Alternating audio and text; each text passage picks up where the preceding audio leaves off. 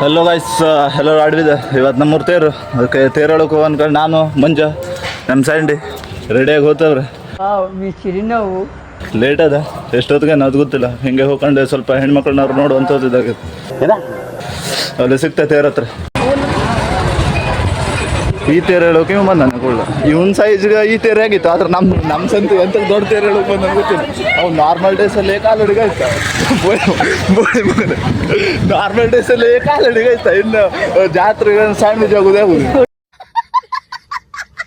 ನಮ್ಮೂರ್ಗೆ ನಾವಷ್ಟೇ ಅಲ್ಲ, ಇವರು ಫ್ಯಾನ್ಸೇ. ಇಲ್ಲಿ ಎಂತ ಗೊತ್ತಿಲ್ಲ, ಒಟ್ಟು ಕುಡ್ಕಂತದೆ ಅದು. ಇಲ್ಲೇನೋ ಆತೇ ಇದೆ.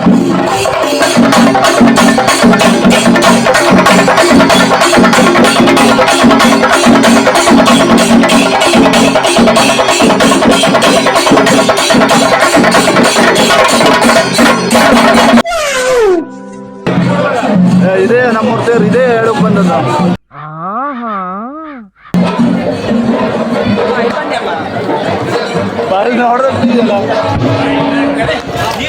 ಈಗೆಲ್ಲ ರೆಡಿ ಆದಂಗೆ. ಇದ್ರ ಬಗ್ಗೆ ನಿಮ್ಮ ಅನಿಸಿಕೆ ಏನಂತ ಹೇಳ್ಬೇಕು?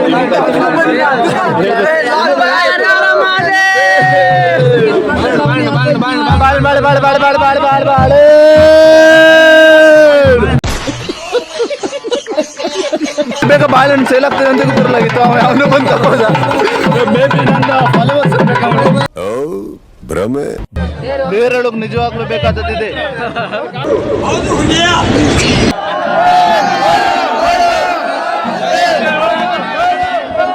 A few moments later.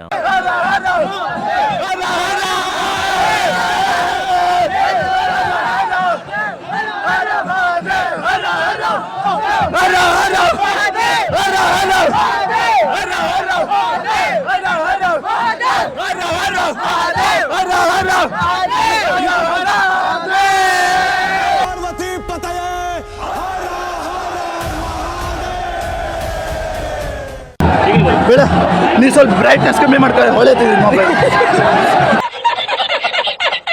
ನೋಡಿ. ನಮ್ಮೂರು ಶಿವರಾತ್ರಿಗೆ ಬಂದ್ಬಿಡಿ, ಮುಂದುವರ್ಸ್ ಬಂದ್ಬಿಡಿ.